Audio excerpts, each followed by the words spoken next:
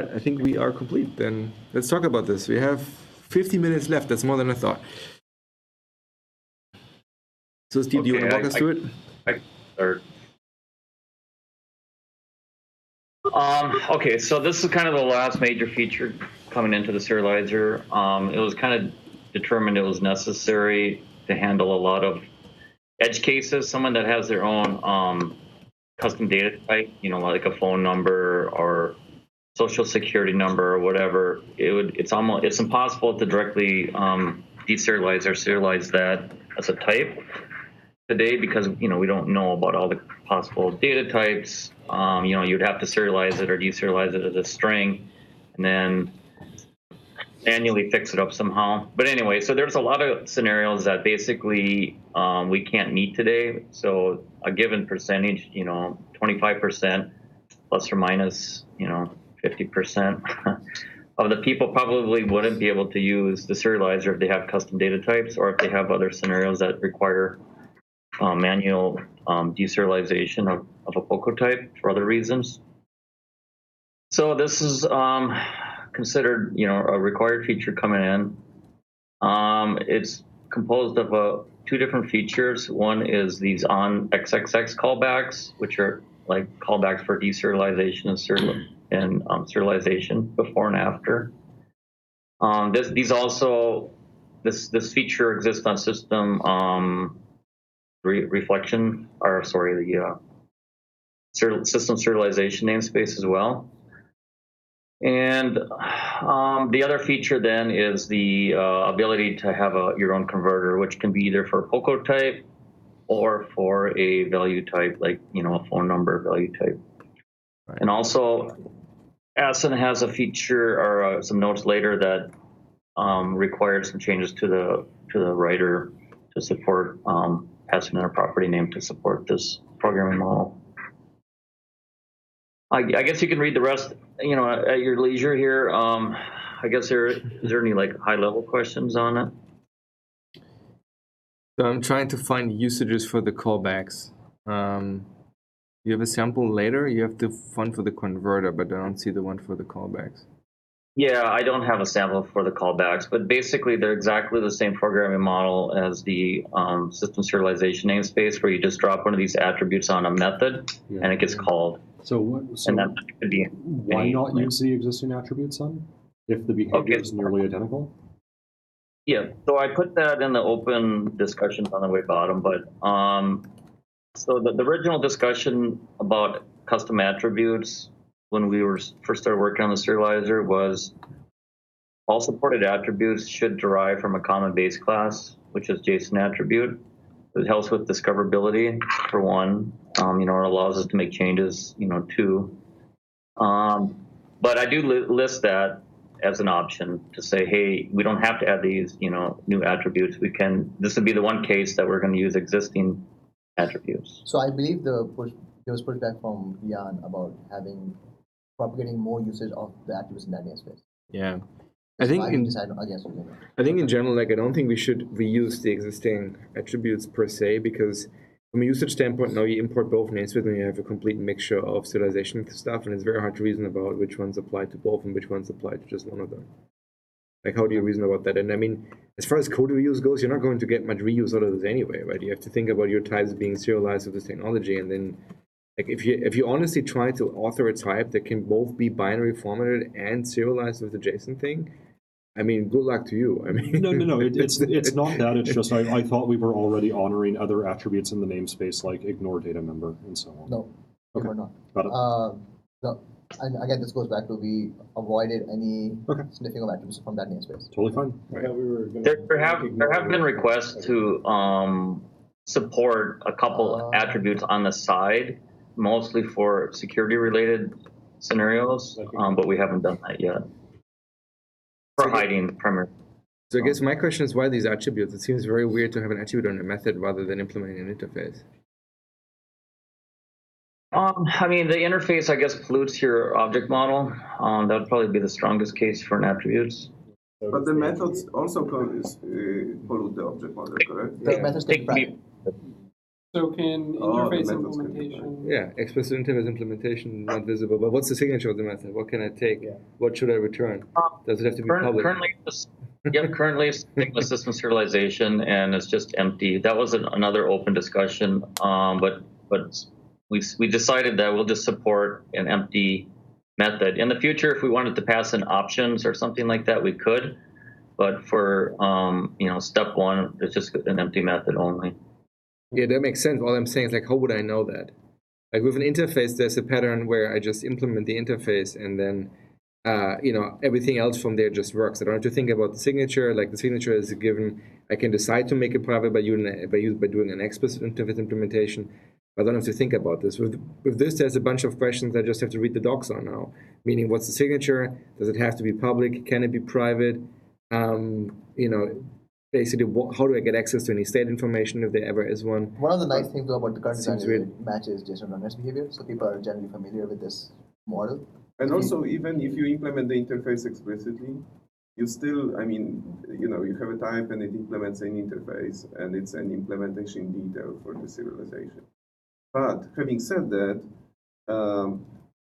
if I understand correctly, there are two different modes. You can implement this interface, or if we had an interface, either on a type or on a converter proxy, correct? Basically, do I have to have these methods on the POCO type, which now is an oxymoron, it's not a POCO type anymore. Or I can have them on a separate kind of like a deserialization helper type. Right. Okay. Yeah, currently the design is you have to put these on the type being deserialized. So that's either your data type or your POCO. And then you have the different feature that allows you to write a converter, which you can do the same things. You can get these 4 hooks, but that doesn't have to be on your POCO. In fact, it can't be on your POCO. So I'm not sure if I understand. What's the difference between those two features?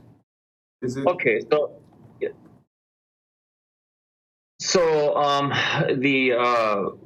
the ability to write your own converter allows you to manually set your own fields and get in the reader or the writer and the options, and really control your own deserialization. These attributes are just simple callbacks on your POCO, kind of ignoring the lower level details of serialization. So for example, if you implement one of these 4 methods, you don't have access to the reader or the writer or anything. You're basically just fixing up your object, before and after deserialization.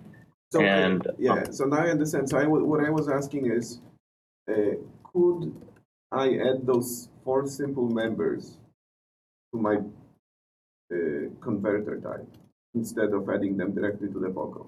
So I know maybe we want to enable adding methods to POCO, but I may not own the POCO types, and if we don't enable me to add these simple methods to a proxy, serialization proxy or converter, then I'm basically stuck with low-level APIs, and I have to use my reader and writer. So does anyone remember ASP.NET Dynamic Data? Because it's like it was this exact same problem. Like, how do you add these methods to existing types? And they solved it in .NET 4. Yeah, and do you agree with me that this doesn't solve the problem? Like basically, if I don't own the type, I cannot add these methods. So If you don't own the type, difference- you shouldn't be serializing it, probably. Well, okay, either I don't, own the type, or I literally don't want to touch it for whatever reason. But if you have the converter, you get the call to try, read, or write, and on deserializing is the entry point of that method, and on deserialized is the thing that you do before you return. Well, but I understood that if you write the converter, custom converter, you get access to very low-level APIs. You have to now basically manually use JSON reader. These methods are kind of helpers. Scroll down a little bit more, because there's a read and write method. So if you try to emulate the before and after callbacks using a converter, which of course is not in the POCO, you would have to implement try read and write, and you'd put your before and after code before the call to the reader or the writer. But you would have to write that line of code or whatever to call back into the serializer. So you can still do it, but yeah, it's not. I think isn't the scenario different though for the two cases? But you see, what I was getting at, imagine that we basically had this interface, because there is value in interface, as Imo was saying, it makes the signature super clear. And we allowed people to implement the interface either on the converter or on the POCO type. Then, like, if you just want to implement the interface and you don't care about the POCO type having an interface, implementation, you do it. If you do care, you implement it on the converter, and you have the best of both worlds. It's simple APIs, and you have the signature, and it doesn't pollute your POCO They type. need to be different interfaces because one of them you operate on this, and the other one you need to be given the object that you're operating on. Yeah, it's kind of like iComparable is like comparable. I see. The other thing too is if you had a separate type, you would have to go through public properties fields methods of the object you're manipulating. And if you already have to go through those public methods, Right. the JSON serializer could have just done that all for you. Well, so almost true, but I think if your converter and your type is in the same assembly, you don't have to go through public. But that means you own the type. Yes, but I don't want to pollute it. Partial class. No, I don't want to pollute it in the Yeah. metadata. I don't want to implement the interface and feed the base type. Like, so for example, I'm thinking about like Azure SDK scenarios. Mm-hmm. There are those model types. We want them to like look like beautiful .NET data types. Mm-hmm. We don't want any serialization glue to show up in the public surface area. Which is But why why would it? a private method with this attribute works. Yeah, private method would, but then it has the problem that like, the signature is not clear what it. Could you not have a top-level attribute that has a type of serializer that implements the interface? That way you can either make it yourself or another type? That's what I was proposing. But that's the side, like, But then that's the a different interface is not interface because yeah. it needs the context Yeah. object, which means presumably it's an I callback of And- T. Well, And now it has, unless the interface always takes the object, and then when you call it even on the instance, you have to still pass the. but now it has the problem that I just mentioned a few minutes ago, where presumably these methods are intended to change private implementation details of the object. You now need to make all of your fields internal. For Or instance. just have you a, break encapsulation. or just have a nested struct, right? Yeah, but nested struct means you're touching the original type.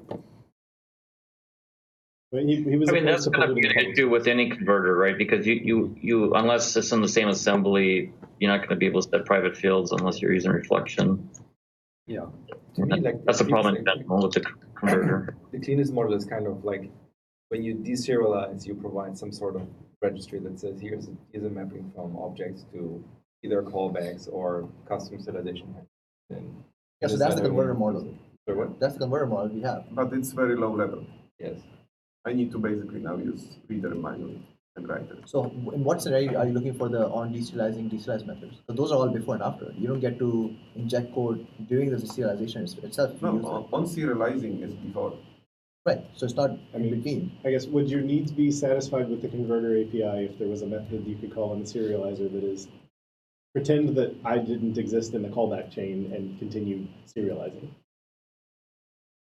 Like, do the default behavior if I wasn't registered. Oh yeah, I think that's. And then it would Right, still call that's- other converters, etc. Because like then you don't need the side loading. It's just the converter is the external, and then the attribute or interface or whatever is the myself.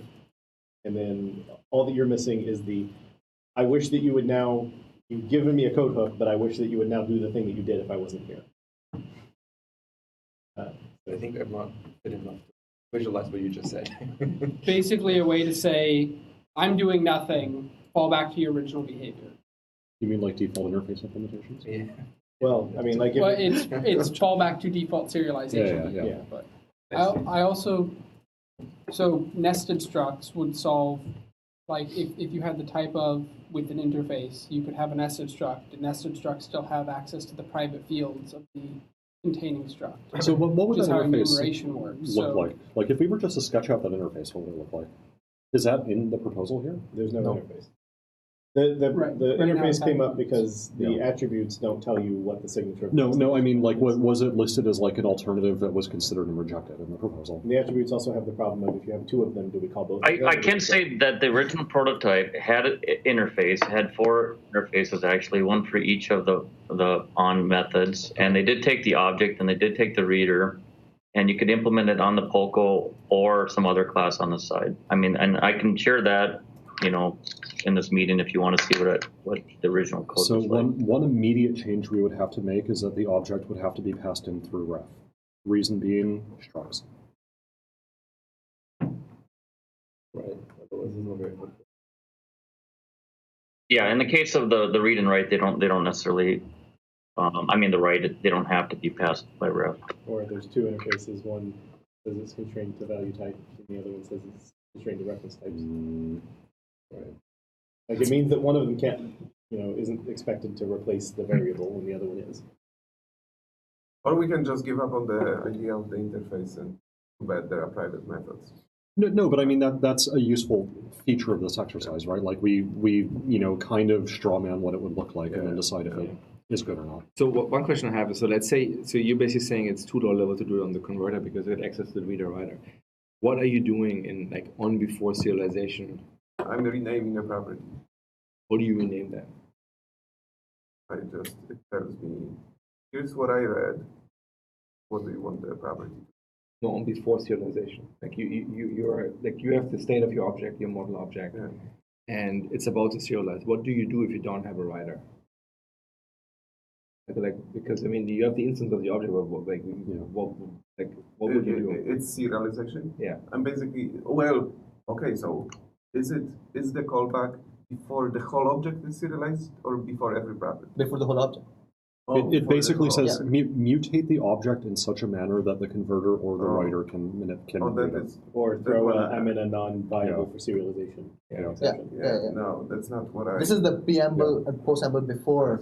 These, It's in the these header and methods- footer of the serialization. these 4 methods are intended to mutate this. Yeah, They're I don't know. CTOR2 and DTOR -1. Yeah. That's what I'm asking. Like, I'm asking for like what are typical things you do? I can't visualize what happens on deserialize because usually you want to initialize some other data structure by reading things you just read from the property. Yeah. I just can't.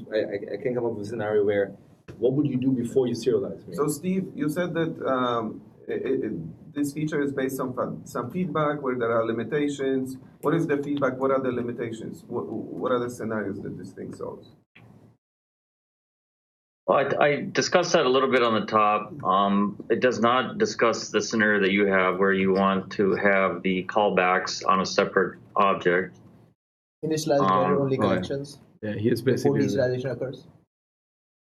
I mean, like I said, originally in the prototype, and I can share that since if I want to look up the original prototype I had for this, I did consider that having these 4 callbacks that could also perform read writes if you wanted to, and it would pass in everything, pass on the options reader, and then you could implement that, like I said, either on the POCO or on another class that you would have to register. And I think that was fine. I think the most feedback I've gotten so far is that this is an existing pattern, used by JSON.NET, used by system serialization. It's a common pattern to place these 4 attributes on. And then for the other part, the converter feature, this is also a common pattern, similar to other serializers where you have to register a converter that doesn't exist on the POCO type. So I guess the key scenario would be you want to initialize things with default values or private getters, and at the end you want to validate that your object was correctly serialized. Yeah, so the on XX methods, it's all about, I mentioned in here default and validation, right? You forget about serialization, deserialization. These are just kind of things you need to do.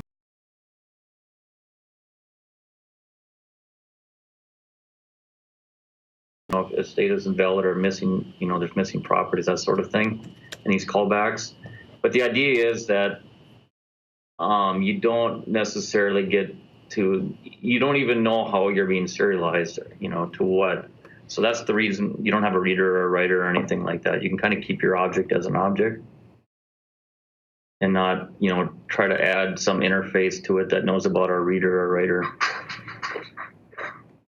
Although maybe that's kind of incorrect because we just added our own attributes specific to our namespace, so it's not quite So Steve, correct. But you could. Should we pivot to the converter stuff because that is more of an impactful change? Okay, yeah, I think though that people have existing Poco objects and they already have these 4 methods, so there's a strong desire to have forward compatibility on that. So what does the room think about having them as is? I mean, so the drawback of the attributes is you have to look at documentation to understand what your method signature is supposed to be. If they're all 0 argument, that's fairly easy to understand. There's a policy and model question that has to be answered of if I have 3 on deserializing, are they all called? Is the order deterministic? Or does it throw that this type can't be deserialized because it's in an invalid state for deserialization and that I have too many on deserialized? But If it has the allow multiple is false, so the attribute cannot be put on. The attribute cannot be put multiple times on one method, but it can be put on multiple methods within the same type. Right. Yeah, so we would throw in that case. And then versus the interface, or interfaces, which makes it very clear, but then Christoph is upset because people can see in the public API that he implements an interface.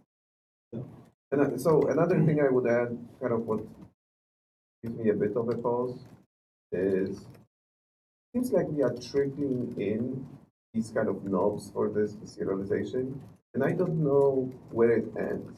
Meaning, we already had some questions like, what happens if you have both the converter and these methods, which takes further, like all the rules of what ultimately happens. Someone's keyboard is very loud. It's hard to hear you. Sorry, it's probably mine because I'm typing the notes. Like the rules, where we end when we are done with all the knobs is not super clear to me. Like, what are the semantics? Who takes precedence over who? But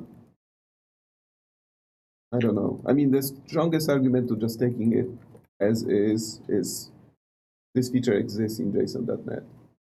Otherwise, if it didn't exist, I would say I would prefer that the whole feature is designed. We know all the knobs, we know the precedence rules, and then we do it.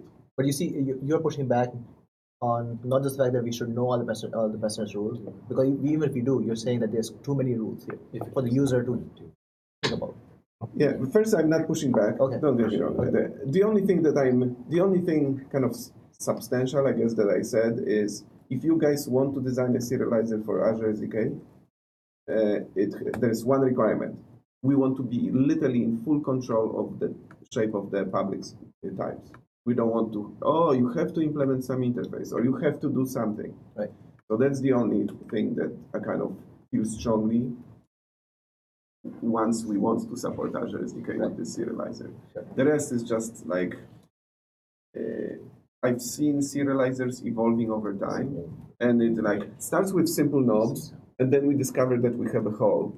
So then we add another knob, and then we add another knob, and then we add another. And then you have to explain to people what is the precedence of all these knobs, and sometimes we end up with too many knobs. Like if we, from the get-go, started with analyzing all the things that we need to do and designing it, it would actually be simpler as opposed to kind of trickling down these features.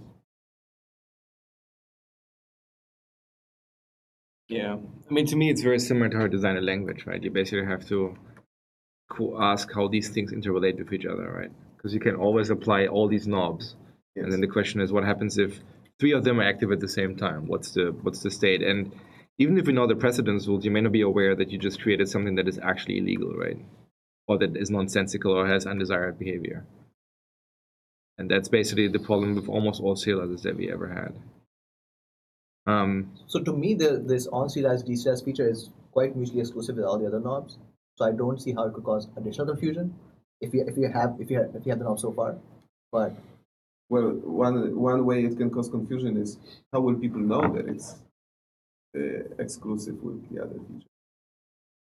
I mean, if we added interfaces in the future, then we would have to say what order, do we call, interfaces versus these methods.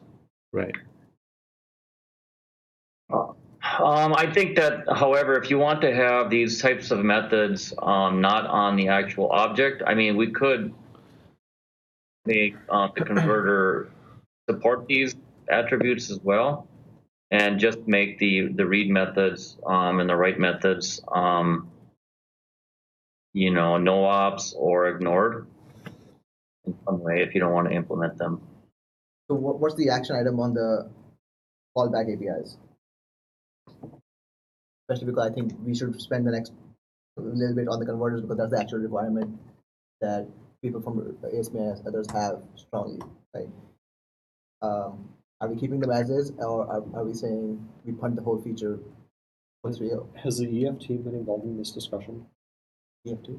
The Entity Framework team, because they were very much involved with the creation of the ASP.NET feature that I mentioned earlier, where they had to solve this exact same problem. So it would be good to get their feedback on this too. Other people that would be good to talk to would be David Feller was also involved there. Christy Henriksen, I think, was also involved there. Yeah. How did they solve it, Sorry?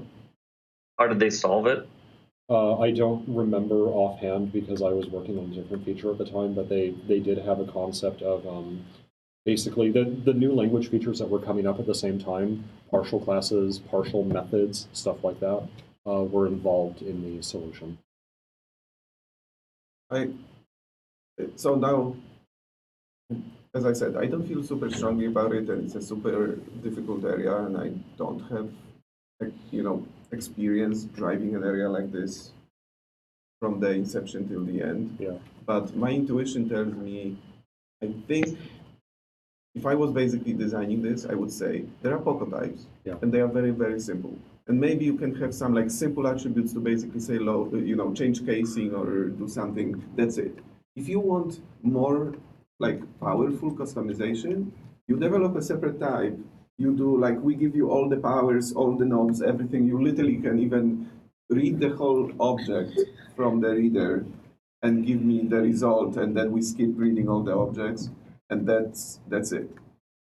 It seems to me like we have many layers. There's Poco objects. You can apply attributes. You can then add serialization callbacks to the object, and you can have converters, and it's too many places that, at least for me, it would be difficult to wrap my head around which executes when and in with order and in which priority. Yeah, to answer Arslan's original question, what is the pushback on the attributes?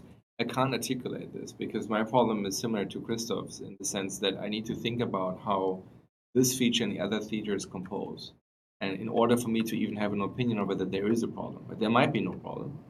It's possible that it just composes cleanly, but it's hard to do this in 10 minutes. But I think the one thing I would push back on what Christoph just said is that, I think we cannot have a serialization design that assumes there's simple types over here and be, because I've never seen anybody serializing simple types. People say that, but in practice, there's always some additional requirement that they have. In your case, we need to control the class hierarchy, or we need to implement certain interfaces, or things are read-only or immutable, right? And or I think I've got a double that contains infinities and not numbers. Yeah, so in practice, you kind of have to design you have to assume the other type is almost whatever the shape is, right? You have no control over that. And now the question is, you can register a callback that says, how do you want to serialize this type, right? And once you have a generic design like this, then I think you invariably end up with some continuum where you have more knobs because, well, that's very heavy-handed if you do that, right? So you need something if it is a simple type, I don't have to write much code. I can just say, walk the type as is. But if it's not a simple type, I might have to be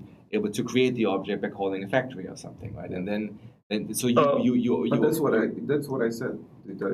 Well, you basically said assume you have simple types over are not here, needed. thing over here. We can cut these 4 attributes because the workaround is to write a custom converter and put code before and after the call. If we're gonna basically this code, is schedule driven right now. And if we can't decide this week, there's not going to be time to implement it before we have to be feature complete. Not that I'm trying to, apply artificial pressure or anything. That's just the way it is. So if we're not sure that this is right, I would say we just kill it and we DCR it later, the on XX methods.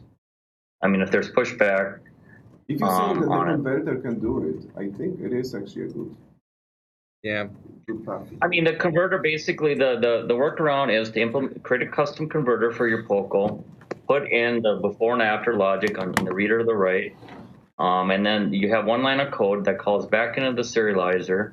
It's not going to be as performant, but you have a workaround for it. And if you have an existing POCO type that implements these 4 methods, yeah, now you have to create a converter. You might not have to create a converter before. But at least no one will be blocked if we remove these methods. By the way, we are using POCO.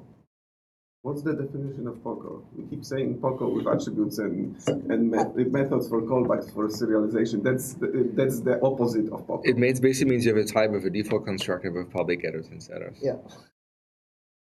Even though that's not what POCO means, but yeah. Well, I don't know what else it would mean. No. POCO means it, and it doesn't have anything else. Yeah. Doesn't customize serial. Yeah. Fair enough. Like it's also the absence of anything else. That's fair. Well, publicly it's simple because these can be private, right? Okay, so I guess let's move on to converters. Okay, so I'm going to actually just scratch this then. Well, hold on. So what did we just agree on? Scratching on all of them, or just scratching on 2 of them? I'm saying, that if there's pushback on this, I don't know if let's just finish the rest and then maybe come back around to it. I think because it might. Sorry, go on. It might depend upon the next section. I also pasted into the chat window a few people that would be good to pick their brains on because they've been involved in similar discussions previously. Yeah. Also, again, like I would say, my pushback, if you will, is not pushback. It's basically more like, do we have enough time to understand the design? Yeah. Like, I honestly, it's not that I think it's wrong. I just don't know it's right either. I guess it's the best way I can put it. Yeah, and again, this is for this is not necessarily a clean slate approach. Like I said, there was impact from existing serializers. So yeah. All right, so then you want me to scroll probably down to the converter type, right? Yeah. This is probably this one, right? Yeah. So I'll just kind of walk through this quickly. The first part here, by the way, the namespace is wrong. It's for this options class. It recently got moved. It's not in the serialization namespace anymore, but I forgot to move it up. But in either case, there's a new method called converters, and this is where you would add a converter at runtime. There's also an attribute right below that, JSON converter attribute, that you can add to a class or a property to say what your converter type is. So those are the 2 registration mechanisms, runtime and attribute. And then the bottom 2 represent the classes that you would have to implement or derive from to create your own converter. So converter type property is basically the type that this converter can convert. That the case? Where do you see the property? Oh, yeah. Yeah. So if you have this would be a one-off case that you would put on your POCO object or a property on a POCO. But you would say, hey, here's a POCO object. I'm going to put this attribute on it. Call this converter when you need to deserialize and serialize. Or you can do that on a property level to say, here's I was just asking specifically about the property called converter type. This basically represents the type that this converter is for. Yeah, that's the type of the converter that is going to be instantiated. So when I have lots of types, I have to have lots of converters, correct? Kind of looks like that, yeah. If you have like 10 POCO types, you would have to create 10 different converters unless you can share a base class converter. So that's why I was wondering, could we have a design where I can write one converter for many types? Yeah, but in your design, why would you have multiple? Because the JSON converter has an abstract can convert, and then because you have a JSON convert of TS. Yeah. I have examples down below of a polymorphic scenario, like a customer, person, employee, that you write one converter for, and then that converter will, do the right thing based upon a type discriminator in the JSON. But then how do I use it with the attribute that has one property converter type? You would specify the base class converter, the person converter in that scenario. But well, you would basically have one, you would derive one attribute, like Christoph's JSON converter attribute. You override Property code converter type. You don't necessarily need to even look at it. Yeah, I mean, that's a framework. So we have a property that then I have to know not to use or lie in it. Like Yeah, I think that's. Well, I mean, it's one of these things. You pass in the converter type in the constructor, and this gets it back up. Yeah, I guess the design of the attribute basically has two cases, right? One is the simple case where you just point to the type of the converter. The other one is you derive from it and you basically like instantiate the converter yourself, which is basically the virtual method, right? There probably should be different types, but like that's I think the general idea. In which case, in your case, you would only have one attribute that would know about all the types the Azure SDK cares about, and then you just do a if type is this, instantiate this, type is this, instantiate that. I'm a bit confused. But it seems a bit. Yeah. It seems like it is doable. Do we have any precedent for non-sealed attributes in the framework virtuals? today? We do have polymorphic attributes, yes. Yeah, but Like we the generally whole recommend sealing. Yeah. the whole validation ones are like that. It feels really unusual, especially when it's just the only thing you do in that is map to some different converter type, and you could encapsulate all that information in this sealed. I think what I would probably do is I would probably remove the virtual and would probably say like the type you're pointing to can have a static factory method, and then you invoke that one or something. Is there any reason why we need this generic JSON converter class instead of just having a try read of T and a write of T on the base one? That way you could have a single one that supports multiple types and does type switching. So Jan would be a good person to speak to this, or maybe if Steve Tope's still on the call. But doesn't that actually cause the JIT to just go haywire when you have generic methods on non-generic types? Like I shouldn't say haywire, but very unoptimized. Well, it's basically GVMs, right? That's basically Right. You get a separate one per T, which is and then one shared one for classes, which is the same as if you had a generic type. Yeah. As far as I'm aware. I mean, GVMs are not ideal, but at the same time. I mean, probably what I would do is instead of doing that, I would probably have a non-generic one that just deals with object. Yeah. Which is basically we do everything else in the framework. I mean, the reason for generics in general is to avoid boxing. Okay. You should put a big comment on that because it's too attractive for people to use. Like, it definitely looks like that's the one I should use, right? Which one? The generic. Well, especially that the non-generic one doesn't have any methods to do any conversions. Yeah. Right. So you can't actually read or write any. When I think ideally you would have one with a type switch that can delegate to private methods. That way you also can share a converter across multiple. How does the generic? I have some examples below, but I'm just going to throw this out quick. Is that originally I had a factory method on the JSON converter, the non-generic one, that says create the real converter, and that allowed, similar to how the attribute has it.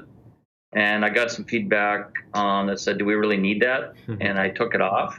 And I think there's still reasons to have that. And then in that case, you would actually derive directly from the non-abstract class if you needed a factory pattern. Well, I think this is a case where you just want to have one converter that's a shared instance that's reused over and over because it just has all the logic contained in itself in methods, because you don't actually need like a separate type for every TE you want to support. You only need it for value types, correct? Well, And the framework and the prototype does cache everything, so it wouldn't create another instance. I mean, I don't think you even need it for value types because you can do if type of T equals blah. No, but then if I don't have it for value types, then they box. Public API. Right. You would want some generic somewhere to avoid the box. So I always wonder whether we shouldn't have there's a reference type converter and value type converter. Reference type converter, I just developed one of them. I don't want to have 25 instances. I have a complicated object graph and it has many classes. I don't want to have. But then if you have one, how do you implement it if it's supposed to be for any type? Well, then I switch. Basically, inside the method, try read. I see. You can do that. Okay, so scroll down to the polymorphic sample. I mean, just so we make sure. You can do that with JSON converter of object as well, basically. Well, I Yeah. don't think I'd really want a separate fine. instance for value types either. I just want generic specialization to take over and still type switch because the JIT will elide all non-keys. Also, Well, it but- means I don't have ugly casts in my code because if I'm operating with something that's a person, Yeah, right. but I need to cast it back to a T, like Yeah, 'cause- but the thing you mean for the event reference types. yes, He was saying the opposite. Even for value types, we could have. no. So I think the actual proposal was that you have a method of T, stuff, right? Right, because in the method you can do you can either do if type of T equals blah, then call this method, or you can use the new C#8 pattern matching, Yeah. which uses a type switch, which will just do the same thing but with really pretty code, and then the JIT will specialize it correctly. So if it's a value type, everything that isn't the exact T will get dropped, and in the reference type, all the value types get dropped. You But just it's have to not check about. different So records. this is not the issue. The issue is with the signature of the try read method. You see, the last parameter is Yeah, now person. typed as person. If it was a value type, then your method body and this parent matching doesn't help you. This parameter would have to be typed as object. Well, No, it you would could be have out you could to- have a read of T Yeah. with an out T, and then you have to do Oh, you a mean going back to the GVMs? Yeah. Yeah, generic virtual method. Yeah. So I worry. We would have to, like, Jan may go ballistic. Well, another issue with this is if the common case is going to be I'm writing a converter for one type, why do I now have to have a bunch of like glue logic at the entry point to my Yeah. method? Yeah. Like for the 99% case. I mean, you could make an interface, and then you can implement that as a struct, Many and times then for- it's Yeah. sealed, and Yeah. then you don't have the JVM. So actually, maybe that's the problem. solution. We have an interface that has try read, try write of T, and then you have one class and you implement it 25 times for each of the types that you want to serialize. Well, and you could implement it as a struct to avoid JVMs, and then because it's sealed then, and it can determine. Well, that. if you implement a generic interface like this on a class and seal, you don't get the same benefit. Well, you do. I think you do. Yeah. You'd have to check if generics are properly optimized in that case for non-explosion. What are we trying to engineer the design for? Like, Yeah.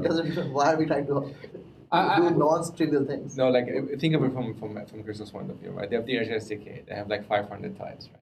So there is probably some logical set of types. Right? Let's say, I don't know, a bunch of types that do units, right? Meters and blah blah blah, right? You can just encapsulate them in one type, and then basically because they're all virtually more or less the same, you don't want to have 25 implementations of something. You just And want to have one System method. object will not work.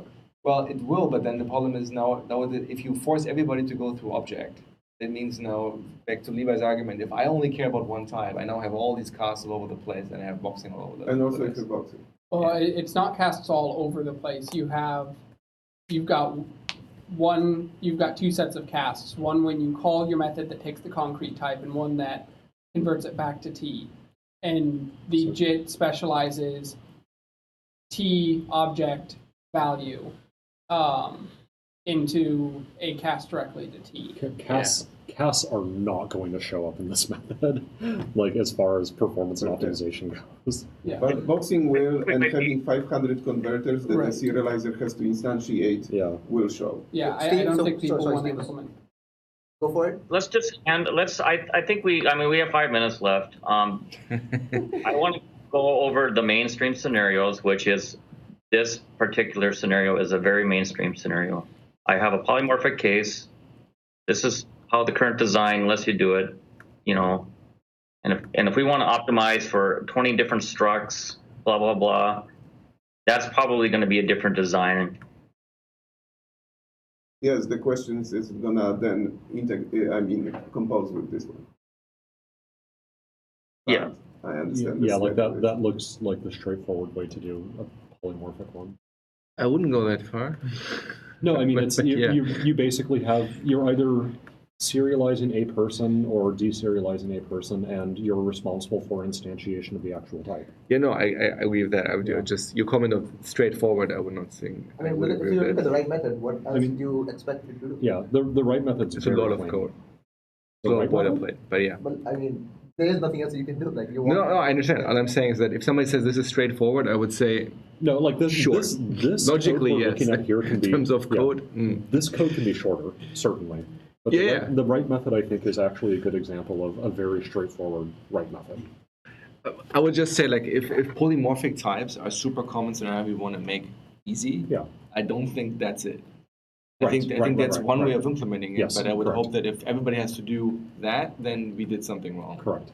If we think it's a rare enough scenario that it's okay if Christoph has to write their code, then sure. Like, If we don't support some type of polymorphism out of box, what absolutely everyone on the planet's going to do inside of Something their like read this. method is Yeah. call type.getType, the string that came in, boom, RC. They will do their own implementation of what the caller should be doing here. No, like so, like Yeah. I shit thee not.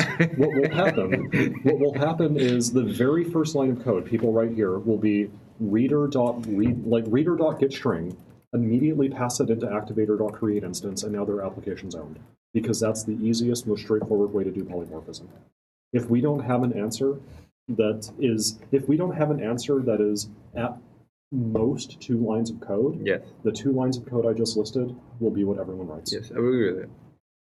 Yeah, Also, so your I mean, that code was a is feature that we is out of scope. We can't prevent people from doing this, by the way, if we have a converter model. I mean, they can do whatever they want.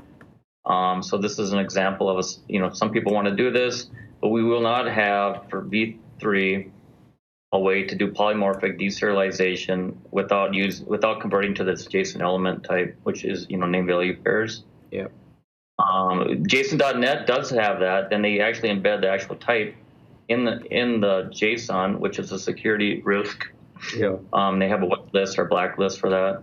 Yeah, having an actual list. Otherwise, you have to get to this known type feature, right, where you specify what types you are. And anyway, it's a very large feature. It's out of scope for V3. So people would have to do something like this. Yeah, that seems reasonable. If it's just an escape hatch, that seems fine. For V3, are we going to support registering open generic converters? So I want to register a converter for foo of t, as opposed to foo of person. That's called out. Okay. Yeah, and I have some questions in the open issues about implementation of that with and without a factory method. Got it. So yeah, okay, we're out of time. Do we want to circle back around to these onXX attributes? Do we think we need them? So here's what I Based think needs to upon- happen. If you want to make a decision, I think we probably need a full-blown 2 hours and like make sure we close on everything and make a decision what we do in 3.0. And it seems like we kind of need this week. Is that a fair statement? Yes. Yes. If it doesn't happen this week or early next week, we'll have to get an exception for this feature. Yeah. Then I propose that we will punt the nullable for tomorrow and instead do the JSON thing. And then do the next nullable review next week. Also, shoot off an email to the folks that I called out in chat because they have context. Yes, we don't know. Okay. Yep. I'll do that. Thanks. Okay. JSON callbacks and Yeah. In the meantime, I'd encourage everyone to go through these examples, and with the case of the 20 structs and using the generic methods instead of the type. If you can figure out a way to factor that in, let me know. Okay. Without complicating the mainstream scenarios of normal user code, not framework code. Part of the design was constrained around scenarios that were driven by the people who were in the room. And clearly, there are different scenarios, and we haven't covered those. yes. And the design is affected by the scenarios we look at. Yeah. All right. We just lost the room. I will send out notes and then See you tomorrow.